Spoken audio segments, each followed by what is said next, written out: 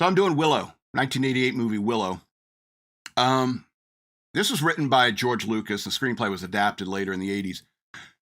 But he wrote it like early, like probably around the time Empire Strikes Back was being made. And back then, George Lucas had a real talent for understanding archetypes and like major thematic elements of good stories. And Willow has all of it. You know, first of all, you got the Moses beginning. All right, always a classic. You know, babies being sought after, and so they throw it into a river and send it down the river, and like, oh, it gets found by Nelwins, who are the shorter. Nobody believes the baby is alive. The baby died. Yeah, they think the baby died. Everyone thinks the baby's dead. There's no way the baby could exist in the new world. It's very Moses. All right, and then they get adopted by Nelwins, and Nelwins are like, Jesus, the baby's huge.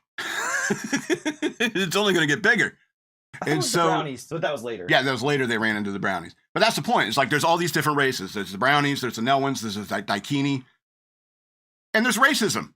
They have like racial slurs. There's definitely racial slurs for these things. And you know what? That's real.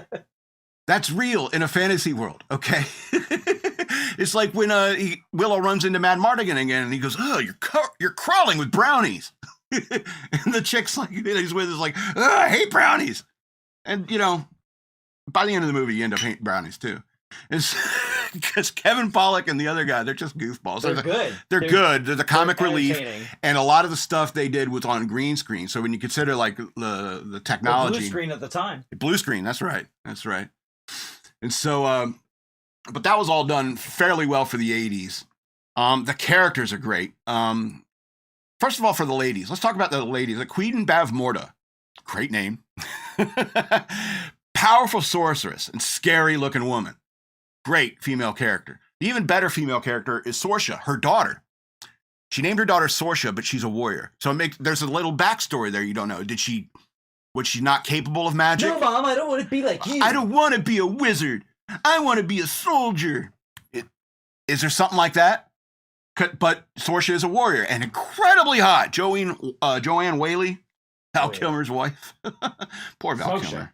Yeah, she still good looking. She was also in the Man Who Knew Too Little. She looked great in that. And she's like in her 40s. And she's a great character, powerful woman character, but you know she's still a woman because when Val Kilmer was in drag and he shoved her, you can see like in a fight, you know, he could easily take her. Like most men could take a woman, especially like the tiny ones like that. And the villains in general are great. And there's General Kale, the guy with the mask, where 99% of his acting was with his voice. Bring me the child. You know, it was great. He had that mask and that presence. You only saw his face like a couple of times. Yeah, he was good. But he was kind of a little bit Darth Vader-y, you know? Mad Mardigan, of course. You love him. He's funny. He's an interesting character. He's got a wavering moral code. And like almost everyone, he takes one look at the baby. Han Solo before Han Solo. Yeah, he was kind of a mix between Han Solo and Luke Skywalker. You know, kind of a mix between the two. And so, but... I felt like Willow was more the... he was more Obi-Wan. Oh, interesting. Yeah. Okay. So that's what I mean. It's like there's a lot of similar thematic elements that you see, like, particularly like between Willow and Indiana Jones and Star Wars. I'm skipping all over my notes here. Yeah. But Val Kilmer, God bless him, he's entertained us for years, but now he's not doing so well. So it's probably my favorite role of his. He was such a great character. Heroic, goofy, funny, heroic, brave. Everything a young boy wants to be when they grow up. You know what I mean? I'll talk about the Dust of Broken Heart for a second. So apparently, sometimes it works if you sneak into a woman's bedroom while she's sleeping and profess your love to her over and over again. Sometimes that works. Because he goes in to steal a baby from this room, but he got hit with the Dust of Broken Heart from the brownies. And he sees her and just can't help himself. You're my sun, my moon, my starlit sky.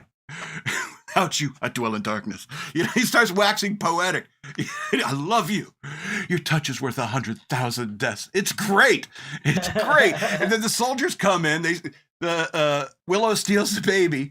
He grabs a sword, hits the main support of the tent pole, so the tent comes falling down, It's and such a great action sequence. he grabs Sorsha and kisses her. It's so awesome. Phenomenal action sequence. But after that scene, that's when they get on the shield and start sledding down the hill. And if you listen to the music during that scene, you're like, this music's familiar. Wasn't it in Raiders of the Lost Ark? And you're right. The music was in Raiders of the Lost Ark. All right. However, it's a fantastic action sequence. And unless you're really looking for it or you have a ridiculously useful memory like mine, you have ridiculous memory like mine, you can pick that stuff out. Let me see here. But obviously there's a lot of familiar biblical Lord of the Rings type themes, Indiana Jones, Star Wars, obviously. But I mean, it's a pretty good movie for its day and age. 11 of 13 stars. They just don't make movies like this anymore, you stupid fat daikini.